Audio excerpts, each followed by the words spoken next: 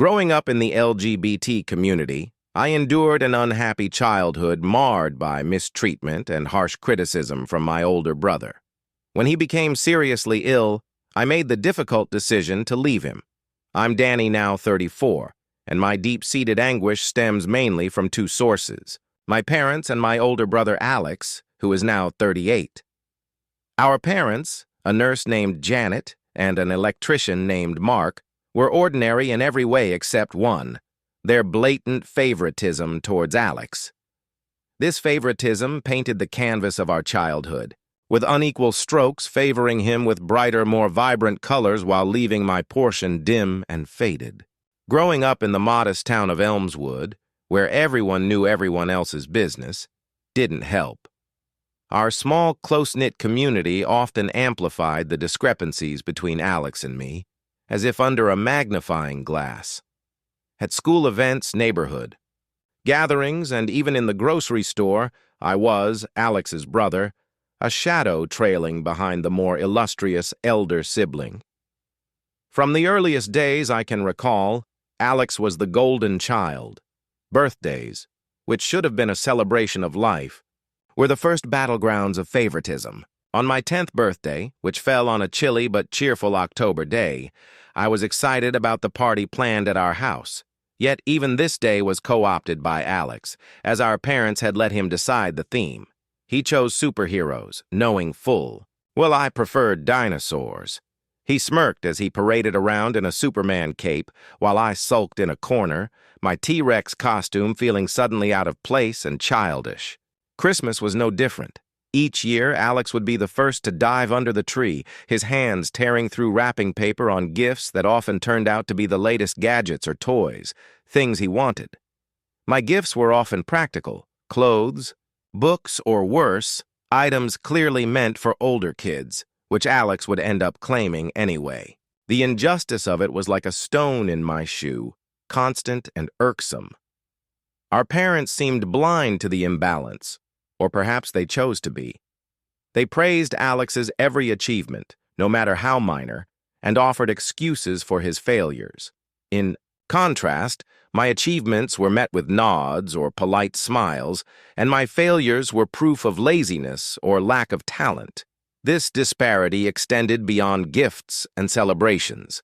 At dinner, Alex would talk about his day, his plans, his friends, and our parents absorbed every word with eager attention. When it was my turn, their eyes would glaze over, as if they were waiting for a commercial break to end and the main program to resume. This pattern of neglect had a profound effect on me. It ingrained in me a sense of unworthiness and a conviction that I was inherently less lovable than my brother. These feelings were compounded by the whispers of pity or the comparisons drawn by neighbors and family friends, always noting how different Alex and I were and not in my favor. As we grew older, the chasm widened. High school brought new challenges, bullying being one of them. I was an easy target, not just for my peers, but, it seemed, for fate itself. Alex, ever the charmer, was popular and athletic. He excelled in sports and had a wide circle of friends. I, on the other hand, was bookish and introverted, often bullied for my quiet nature and the hand-me-downs I wore, many of which had started off as Alex's. One particularly painful memory was during our shared high school years when I was 15 and Alex 19. It was the day of the school's annual talent show, an event I had been eagerly anticipating because I was to perform a piano piece I had spent months perfecting. I remember walking onto the stage, the nerves dancing in my stomach, only to see Alex in the front row, surrounded by his friends, sneering up at me. Mid-performance, a loud, obnoxious heckle from his direction broke my concentration. I faltered, my fingers tripping over keys in a discordant tumble. The audience's laughter stung worse than any physical blow. After the show, my parents comforted Alex, who feigned innocence and claimed his friends were the culprits. My humiliation, it seemed, was of no consequence. This dynamic persisted into our adulthood. I watched as Alex, armed with a business degree paid for by our parents, climb the corporate ladder with ease. In contrast, I struggled through community college, juggling jobs to pay for my education, earning a degree in computer science through sheer grit and determination. It wasn't just in the realm of education or personal achievements that the inequality showed. Even in matters of the heart, I felt the sting of our parents' indifference. When I came out as gay at 22, the news was met with a stony silence from my parents and a cruel jibe from Alex about not wanting to share a room during family holidays for safety. The pain of that remark was sharper because it went unchallenged by our parents.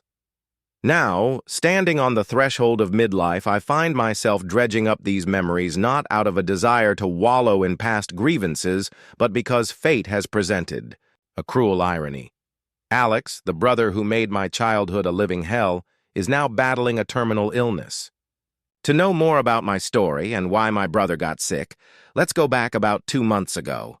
I experienced one of the few moments in my life when I felt genuinely cared for and protected, but it came at a steep price: the death of my grandparents.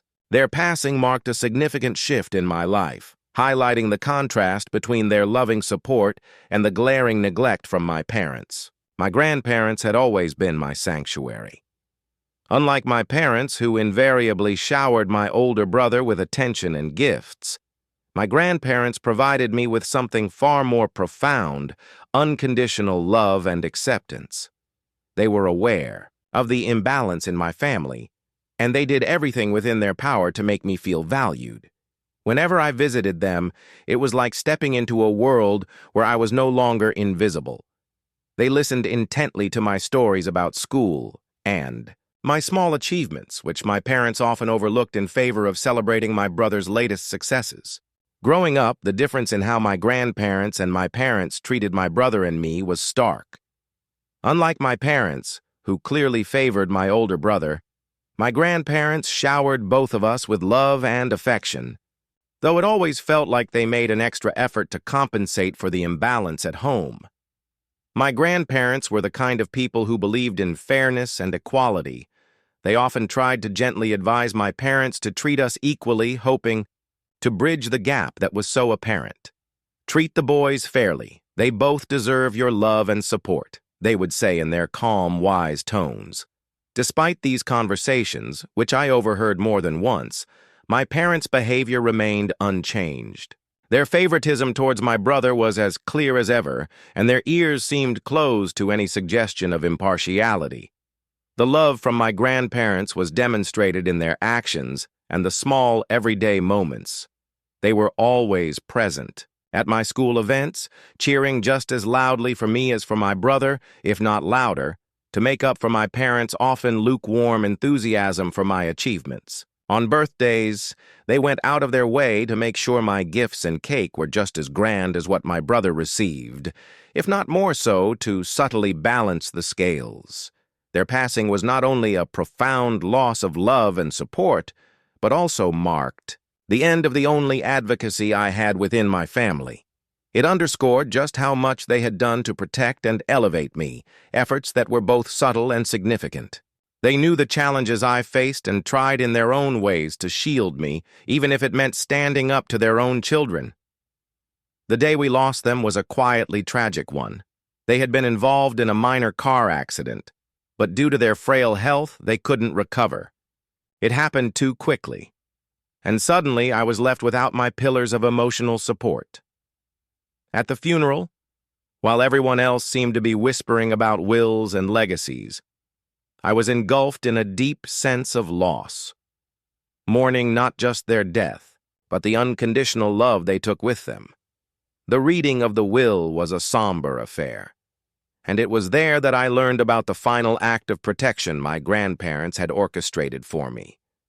To everyone's surprise, they had left me their house and a substantial sum of money, $500,000. It was an unexpected turn of events that caused a stir among my relatives, particularly my parents, who had expected that everything would go to my brother, as it always had. However, the most dramatic revelation was yet to come. My grandparents had always known about the preferential treatment my brother received and the manipulative tendencies of my parents. To protect me further and perhaps teach everyone a lesson about values and deception, they had included a peculiar clause about another sum of money. This was the money my brother believed he was receiving, a hefty amount, supposedly hidden in a special envelope. But in reality, this envelope contained nothing but monopoly money. I remember that moment. My parents, who had always shown blatant favoritism towards him, practically glowed with vicarious satisfaction. Their joy was palpable, as if they themselves had won some grand lottery. They whispered excitedly among themselves, already planning how this windfall would bolster our family's finances. Perhaps they did not consider, but secretly hoped, that my brother would share some of his newfound wealth with them. But the joy of the moment was tainted for me. Standing on the periphery, I watched my brother's face light up with greedy anticipation as he tore open the envelope.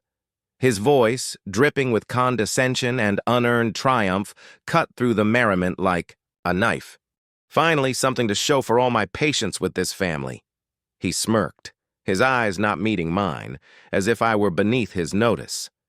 It wasn't enough that he had received what should have been my share as well. He had to twist the knife. "Guess this means I can finally get away from all this, especially you," he sneered, his gaze flicking over me dismissively. The sting of his words was sharp, made all the more painful by my then ignorance that the money was fake. At the time, I believed he had received a real fortune, a fortune that could have transformed my life, which had been anything but privileged compared to his.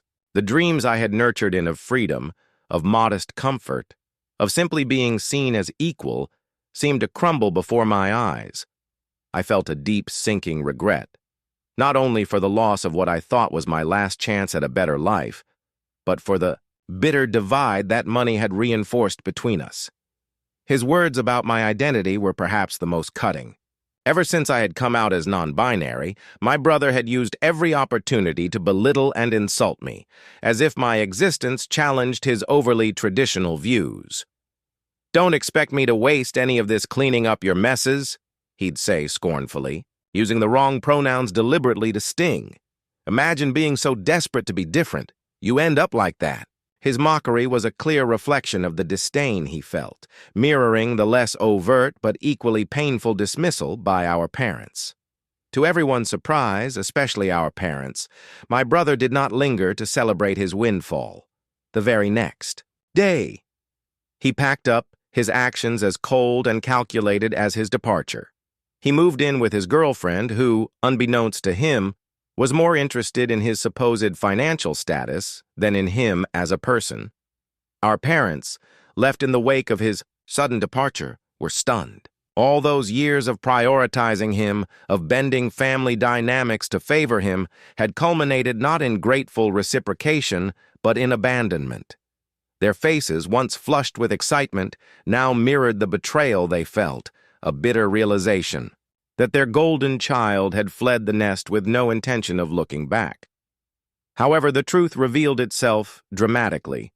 Days later, in the wake of my brother's sudden departure to his girlfriend's place, I received a call from him, the first in what would be a series of frantic, increasingly humbled communications. The money was fakey, monopoly money, precisely, placed in a real bank envelope. A bitter laughter escaped me as I listened to his choked fury over the phone. The girlfriend, driven by material aspirations, had unceremoniously kicked him out upon discovering the deceit. My brother, now homeless and humiliated, was suddenly devoid of both the financial windfall he had bragged about and the companion he had chosen over his family. This revelation did not soften my heart. Rather, it crystallized the resentment that had been simmering for years. When he showed up at my door, his face a mix of anger and desperation, I felt a cold resolve wash over me. This was the brother who had tormented me throughout my childhood, who had stood by and watched, or instigated, as others did the same. This was the brother who had never once stood up for me, not when I was bullied for being different, not when I struggled to find my place in the world. When my brother showed up at my doorstep, it wasn't a simple knock of desperation.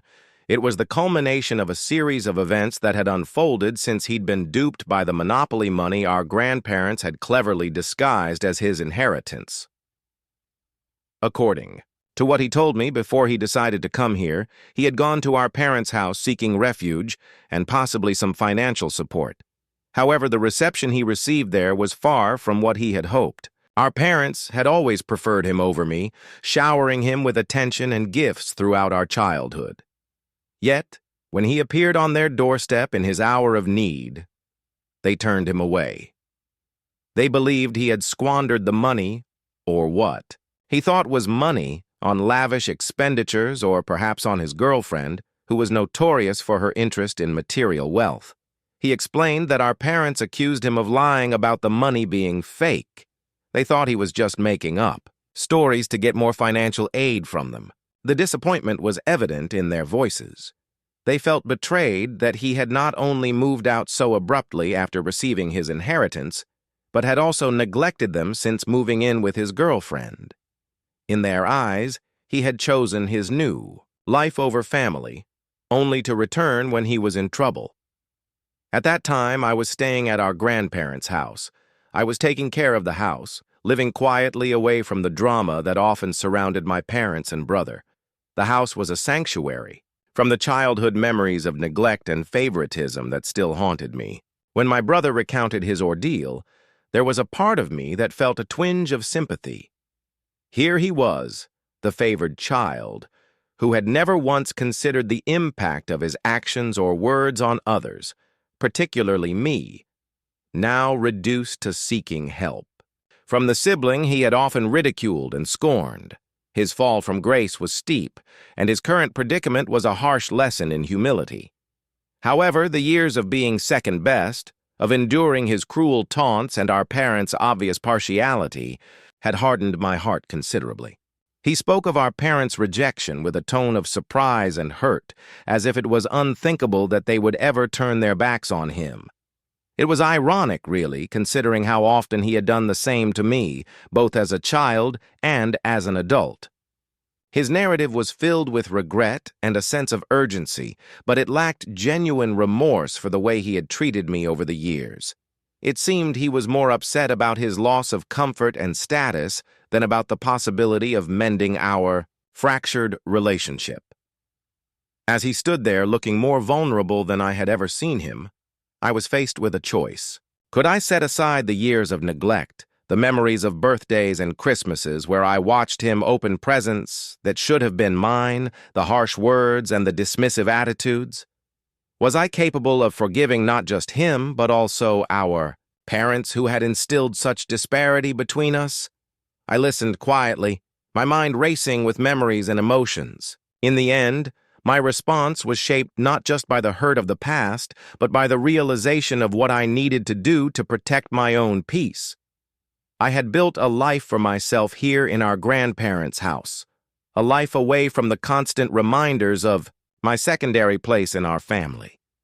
Years have passed since I shut the door on my brother, and in that time, the details of his life have faded into a distant haze. I don't know where he lives, nor have I kept up with his goings-on. That is, until today, when a sudden text message broke the silence between us, tearing open old wounds with news of his illness. He was sick, battling a brain tumor, and frequently in and out of the hospital. He couldn't afford the surgery fees and was reaching out for help. The message was brief, almost clinical, but it struck a chord deep within me. It was not just a request for financial aid, it was a plea for familial support, the kind he had denied me throughout our childhood and well into our adult lives. Memories of our past, of his harsh words and cruel actions, surged back with unwelcome clarity.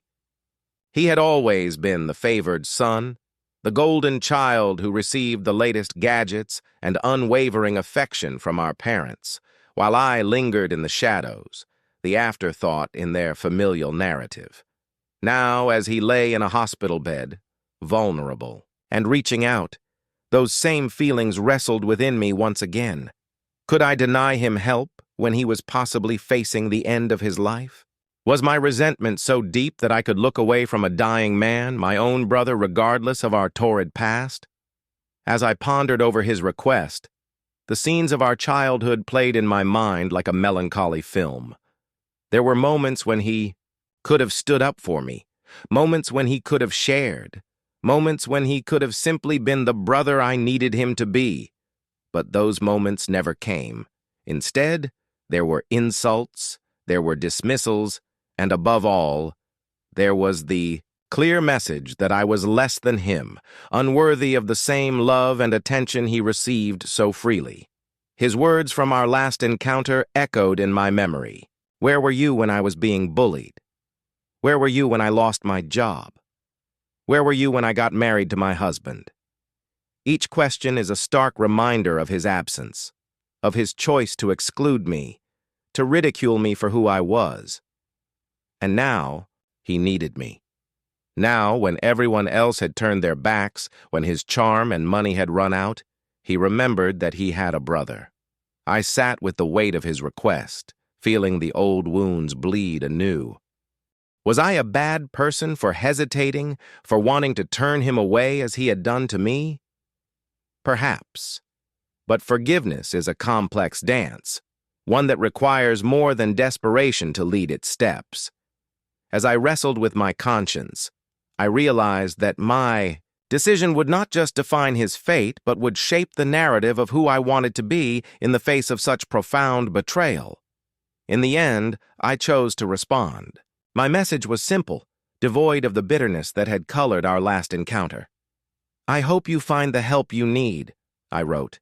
It was neither a commitment nor a refusal, but a boundary set firmly in place. I could not erase the past, nor could I rewrite the hurt that had been inflicted. But I could choose how to move forward, not with malice or resentment, but with the quiet dignity of someone who had learned to value themselves in the absence of love. As I sent the message, a sense of relief washed over me. I had responded not out of spite, but from a place of strength. Whether he would interpret it as an act of compassion or indifference did not concern me. I had offered what I could, a gesture of peace to ease my conscience and perhaps mend a bridge long left in disrepair. In stepping back, I found my peace, realizing that being a good person doesn't always mean having to fix everything. Sometimes it simply means doing what you can, with respect for yourself and the history that shaped you. You know one thing. That happened that I could have predicted was my parents' reaction when they found out I refused to help my brother. Their first approach was through a series of phone calls. I recognized the familiar numbers flashing on my phone's screen, and I knew immediately that answering would lead to nothing but a rehash of old grievances and criticisms. So I chose silence, letting the calls go unanswered.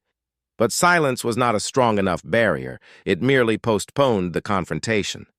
One afternoon, I heard the determined knocking at my door. Reluctantly, I opened it to find my parents standing there, their faces a mix of anger and desperation. The initial exchange, it was as bitter as I had anticipated. "How could you turn your back on your own brother at a time like this?" my father began, his voice thick with disapproval. My mother chimed in, her words laced with a familiar disdain, "And to think we raised you better, even with your choices." The slight pause before choices, and the emphasis thereafter made it clear she was referring to my sexuality, a topic they had never fully accepted. As the minutes dragged on, their anger seemed to dissolve somewhat into a pleading desperation. "He's your brother. He needs your help," my mother implored, her eyes welling up with tears, not just for my brother, I suspected, but for the shattered image of a united family she held dear. I stood firm, though not without inner turmoil. "Look," I started, my voice steadier than I felt. "I understand he's in a tough spot, but why am I always the one expected to make sacrifices? Where was this family unity when I needed support?